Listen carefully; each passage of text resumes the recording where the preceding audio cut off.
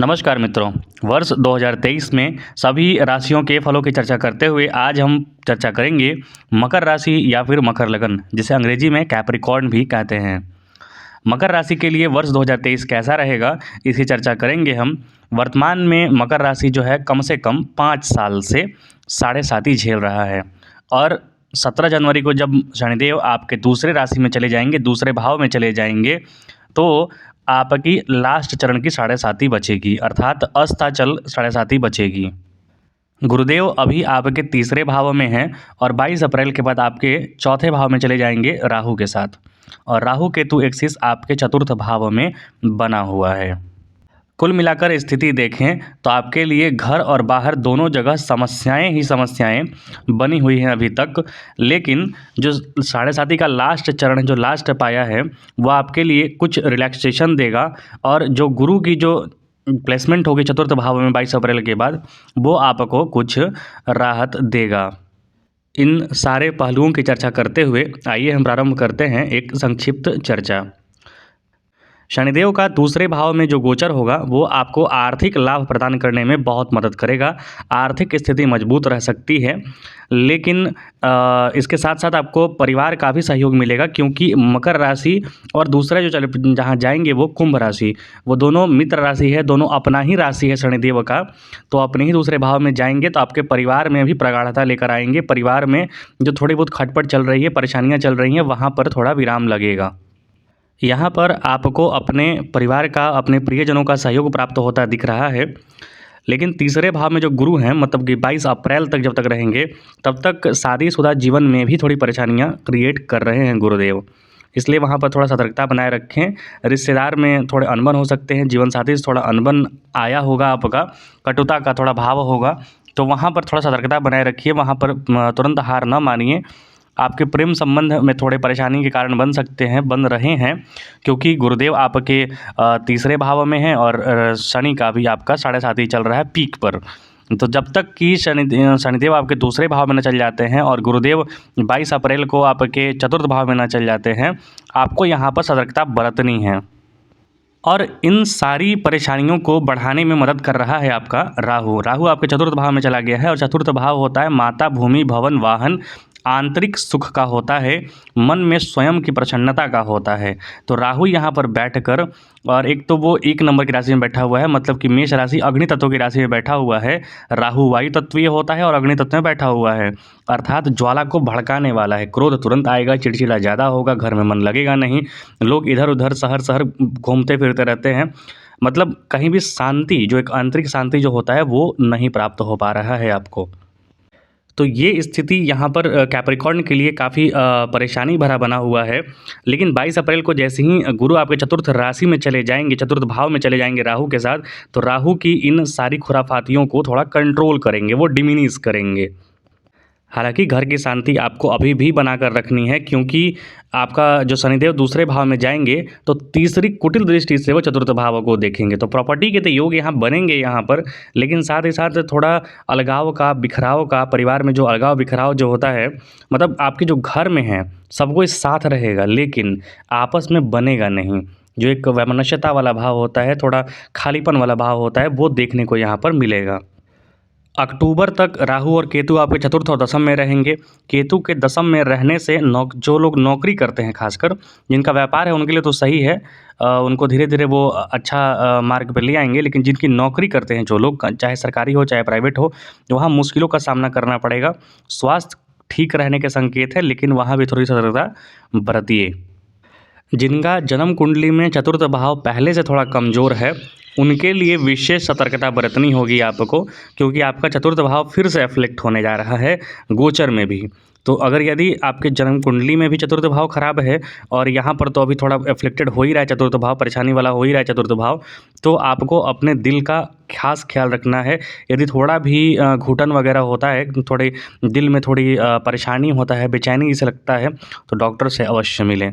वहाँ पर कोताही ना बरतें, और जहाँ तक कोशिश करें सब कुछ भगवान भरोसे छोड़िए और खुश रहने का प्रयास कीजिए।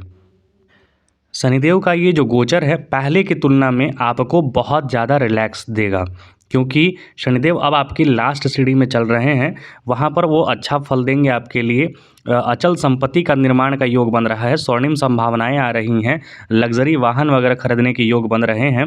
लेकिन पेरेंट्स मतलब कि माता पिता या फिर बूढ़े बुजुर्ग की स्वास्थ्य का थोड़ा ध्यान वहाँ पर रखना होगा आपको। शनिदेव यहाँ पर आपके लिए चतुर्थ भाव को एक्टिवेट करेंगे, साथ ही साथ अष्टम भाव को एक्टिवेट करेंगे और उसके बाद एक्टिवेट करेंगे आपके 11वें भाव को, मतलब कि आय की भाव को, आपके इनकम के स्रोत को वो जगाएंगे और इनकम आपका बढ़ने का यहाँ पर योग बन रहा है। क्योंकि 11वां भाव शनिदेव एक्टिवेट करेंगे दसम दृष्टि से, वहाँ पर आपको कार्य करना होगा और वहाँ पर आपको लाभ के भी योग दिख रहे हैं। लेकिन 22 अप्रैल के बाद जब गुरुदेव चले जाएंगे आपके चतुर्थ भाव में राहु के साथ, तो वहाँ गुरु चांडाल दोष का निर्माण होगा, अर्थात मानसिक परेशानी होगा, कुछ झूठ वूठ बोलने का योग बनेगा। तो वहाँ पर सतर्कता बरतें, असत्य की ओर ज़्यादा रुझान ना रखें, सत्य बोलकर ही काम करने का कोशिश करें, ज़्यादा फायदे में रहेंगे आप। गुरु चांडाल दोष से ये है कि थोड़ा मानसिक कष्ट होता है, मानसिक कष्ट इस सेंस में कि हमें बड़ा बड़ा क्योंकि गुरु भी बड़ा प्लेनेट है, बड़ा गैसियस प्लेनेट है, और जो राहु है वो भी एक माया का निर्माण करता है। तो व्यक्ति उसी माया के चक्कर में झूठ बोलता है, ज़बरदस्ती का बढ़ा चढ़ा के बात करता है, और वहाँ पे यदि कोई सच पकड़ के आपको बेइज्जत कर दे तो हम मानसिक कष्ट होता है। तो यहाँ पर याद रखिए, आपको सत्य को पकड़े रहना है, कोई मानसिक कष्ट नहीं होगा। वर्ष 2023 का जो अंतिम 2 महीना होगा, मतलब 30 अक्टूबर को जो राहु हैं वो आपके तीसरे भाव में चले जाएंगे और केतु जो हैं आपके नवम भाव में चले जाएंगे। तो ये बहुत शुभ गोचर होगा, आपके साहस में वृद्धि होगी, धार्मिक पक्ष मजबूत होगा। ये वर्ष आप कहीं ना कहीं धार्मिक यात्रा जरूर कर सकते हैं, यहाँ पर ये भी दिखा रहा है, खासकर वर्ष के अंतिम समय में। वर्ष का जो अंतिम 2 महीना है जो बहुत ही मतलब अच्छा बीतेगा आपके लिए। मतलब प्रारंभ तो आपके लिए अच्छा समय का प्रारंभ से ही हो जा रहा है, 17 जनवरी से ही हो जा रहा है, लेकिन वर्ष का जो अंतिम क्षेत्र है वो और आपके लिए लाभदायक होगा, और 2024 बिल्कुल इससे ज़्यादा कहीं लाभदायक होने वाला है आपके लिए। तो यहाँ पर आपको धार्मिक यात्रा का भी मौका मिलेगा, साथ ही साथ आपके कई सारे कार्य जो रुके हुए हैं, अटके हुए हैं, वो जैसे ही 17 जनवरी को बदलेंगे शनिदेव, वहाँ पर आपका कार्य बनेगा। और गुरुदेव जब चतुर्थ भाव में चले जाएंगे तो आपके प्रॉपर्टी वगैरह का भी कार्य बनेगा, क्योंकि गुरुदेव कहीं से भी राहु पर भारी ही पड़ेंगे। प्रारंभ में, वर्ष के प्रारंभ में देखेंगे तो जो आपके मंगल हैं वो आपके पंचम राशि में बैठे हुए हैं, तो आपके भाइयों का, मित्रों का आपको सहयोग प्राप्त होगा, वहाँ पर सहयोग प्राप्त होता दिख रहा है। मार्च महीने में छठे भाव में शनिदेव चले जाएंगे, जो शत्रुओं का नाश करने वाले होंगे, शत्रु आपसे डरेंगे, वहाँ पर वो भी अच्छी स्थिति दिख रही है। साथ ही साथ गोचर में शुक्र का जो गोचर है वो मार्च महीने में चतुर्थ भाव में जाएगा, तो वो भी आपके घर के लिए थोड़ा अनुकूल रहने वाला है, क्योंकि चतुर्थ भाव में सौम्य ग्रह जितने रहेंगे उतना अच्छा फल होता है। हालांकि राहु जब तक चतुर्थ भाव में है, आपको अपना जो घर का जो माहौल है, पारिवारिक माहौल है, खासकर अक्टूबर तक, वहाँ थोड़ा सतर्कता बरतना है, तुरंत एक्शन नहीं लेना है। मतलब कुछ भी हो रहा हो तो तुरंत रिएक्शन लेके उसका हम गलत प्रभाव निकाल लें या फिर गलत डिसीजन ले लें, वहाँ रुकने का ज़रूरत है। और राहु का उपाय ज़रूर करें, लाजवर्त अंगूठी यदि आप पहन रहे हैं तो वो ज़रूर पहने, वो आपका कंट्रोल करेगा धीरे धीरे। मतलब ऐसा ना समझिए कि पहन लिए अंगूठी तो तुरंत ही आपको लाभ मिलने लगेगा, ऐसा नहीं होता, धीरे धीरे कुछ भी चीज़ें नियंत्रण में आती हैं। मई जून में शनिदेव आप मंगल जो है आपके सप्तम भाव में जाएंगे, तो वहाँ आपको थोड़ा सतर्कता बरतना है, दाम्पत्य जीवन को लेकर या फिर अपने चोट चपेट एक्सीडेंट्स वगैरह को लेकर, मई जून महीने में। साथ ही थोड़ा बहुत अगस्त में भी आपको यहाँ पर सतर्कता बरतना है। तो ये वर्ष जो है आपके लिए दोनों तरीके से लेकर आ रहा है, शुभता भी और थोड़ा परेशानी वाला भी। शुभता ज़्यादा लेकर आएगा क्योंकि आप ढैया से मतलब माफ़ कीजिए साढ़े साती से पिछले 5 वर्ष से बहुत ज़्यादा परेशान हैं, तो यहाँ थोड़ा साढ़े साती का जो पाया है वो आपके लाभप्रद सिद्ध होगा। तो सबसे बड़ा रिलैक्सेशन यही है।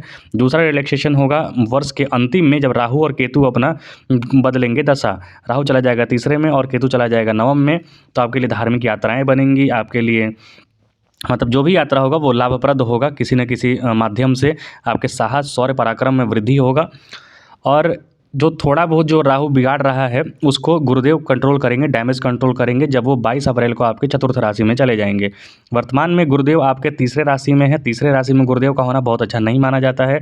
व्यक्ति व्यर्थ का भाषणबाज हो जाता है, व्यर्थ का प्रवचन करता हो जाता है, बिना मतलब का ज्ञान बांटते रहता है, उस पर नियंत्रित रखें। क्योंकि गुरुदेव का तीसरा और दशम में बैठना बहुत अच्छा नहीं माना जाता है। क्यों नहीं माना जाता है? गुरुदेव जो हैं ज्ञान देने लगते हैं और व्यक्ति एक्स्ट्रा का ज्ञान हर जगह देना चालू कर देता है। मतलब जहाँ ज्ञान की ज़रूरत नहीं है, जहाँ एक लाइन में बात बनने वाला है, वहाँ आप 10 लाइन बोलना चालू कर देंगे, तो लोग जल्दी सुनेंगे नहीं आपका। तो वहाँ पर थोड़ा कम सीमित शब्दों का प्रयोग करने का प्रयास करें।